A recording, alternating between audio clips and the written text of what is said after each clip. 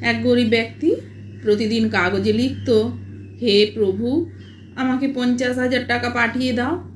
তারপর কাগজটি একটা বেলুনে বেঁধে উড়িয়ে দিত। বেলুনটি থানার ওপর দিয়ে উড়ে যাওয়ার সময় পুলিশ কর্মীরা সেই বেলুনটি ধরত এবং চিরকুটটি পড়ে ওই গরিব লোকটির সরলতার উপর তারা হাসাহাসি করত।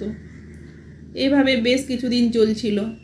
একদিন সব পুলিশ কর্মীরা ভাবলো যে ওই গরিব লোকটাকে কিছু সাহায্য করতে হবে। যেমন ভাবা তেমন কাজ।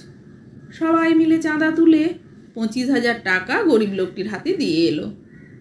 পরের দিন আবার বেলুন দেখে পুলিশ অবাক হলো।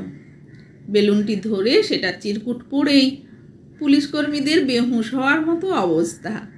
কেননা সেটা লেখা ছিল, প্রভু, আপনার পাঠানো টাকা তো পেয়ে গেছি, কিন্তু পুলিশের হাতে পাঠানো ঠিক হয়নি।